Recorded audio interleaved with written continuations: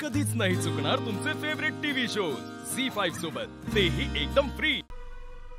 साहेब, दोनच वाटा आहेत। एक तर देवळाच्या पायऱ्यांनी आपण वर जाऊ शकतो, किंवा मग आपण लग्नाच्या वेळेला ज्या आडवाट्याने गेलो होतो जिथे आपल्याला चकवा लागला होता तिथून जाऊ शकतो। म्हणजे आत्ताही आपल्याला मंदिरापर्यंत पोहोचायचं असेल तर गावातून जाऊन नाही चढणार, आपल्याला जंगलातल्याच रस्त्याने जावं लागेल, ज्या रस्त्याने आपण लग्नाच्या वेळी गेलो। बरोबर बरोबर।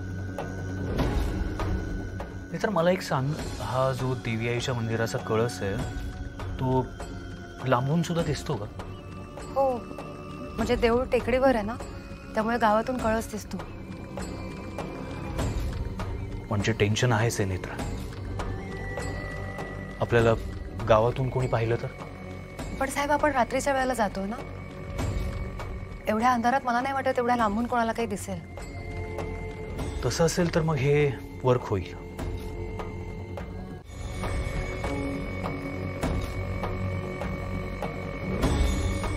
नेत्रा,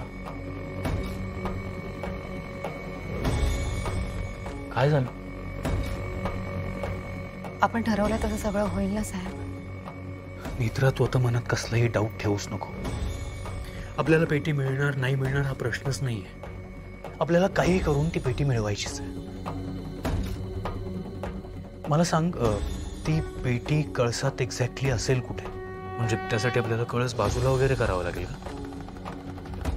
असं काहीच सांगता येणार नाही साहेब, म्हणजे तिकडे गेल्याशिवाय काहीच कळणार नाही।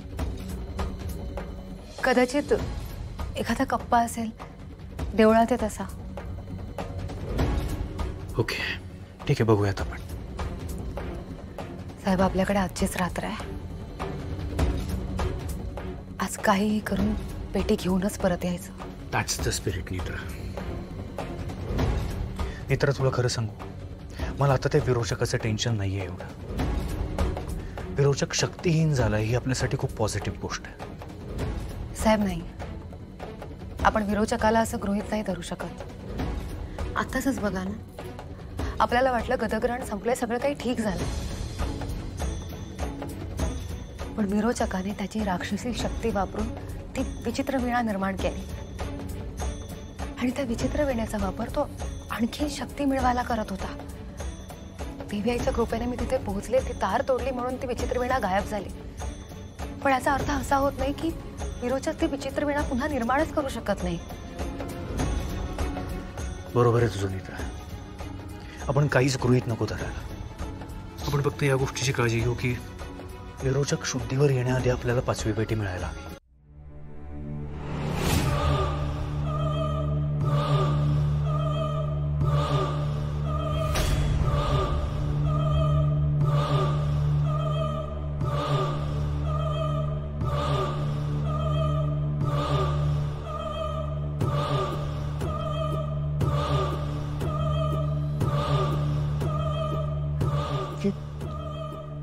विचित्र वीणा,